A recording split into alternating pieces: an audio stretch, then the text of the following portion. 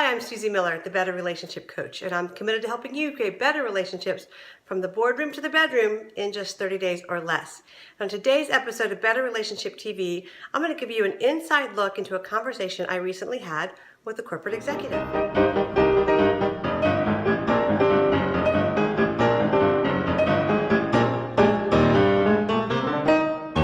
And what was that conversation about?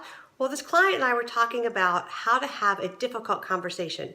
You know, relationships are the foundation of all of our business, our life, our personal success. And so we need to learn to have great communication skills. And honestly, we're not taught those in school or even beyond that. We just kind of assume we do it right. I was talking to a friend and she said it's kind of like driving. Everybody assumes they're a good driver until they realize they're not. So I'll put my hand up and say I am not a driving expert. I am even sometimes not a good driver, but I am really good at communication.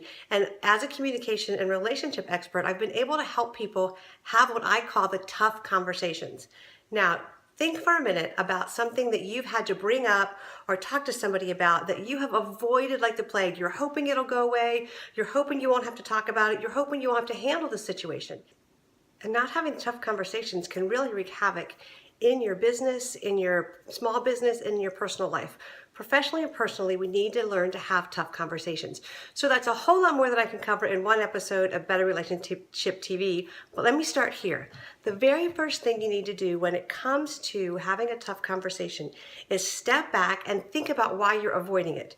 Are you worried that the person that you confront or talk to or bring the subject up with is going to be disappointed, defensive, and so you're avoiding it because you're hoping it'll just go away? Well, tough conversations and tough emotions are like a beach ball. When we try to hold them underwater or try to stuff them, they pop up somewhere. So you could be avoiding having this conversation with the employee about their performance or about a C-level executive who you are partnering with on a project. And instead of having the conversation, you're actually, coming up with snippy tones of voice or sarcastic, cuts, and it really does damage your relationship. So even though you're afraid or fearful or uncomfortable with having the tough conversation, if you step back and think about what is it that's keeping you from having it?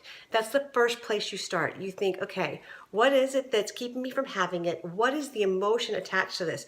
And then you look beyond that and you think, okay, what's the best outcome? The best outcome is that we have a conversation and it gets worked out and we reach an understanding and we move forward together. The worst outcome is that it doesn't go well. They're disappointed, they're defensive, and we need to have another conversation to flesh that out. You might even need to have somebody come in and help you have that, navigate that conversation, facilitate that conversation. But the most important thing is that you don't avoid having it, because honestly, avoiding it just makes it grow like that old elephant in the middle of the room or the molehill that becomes a mountain. Take a minute this week and think about the things that you may be avoiding talking about at work, at home, in your business, with your team, and step back and think about what's the best case scenario for how they could turn out, what's the worst case scenario for how they could turn out, and that's the first step in really preparing yourself with how to have a tough conversation. For more tips on communication and building better personal and professional relationships, pop on over to my website, susiemiller.com, and I'll see you next time.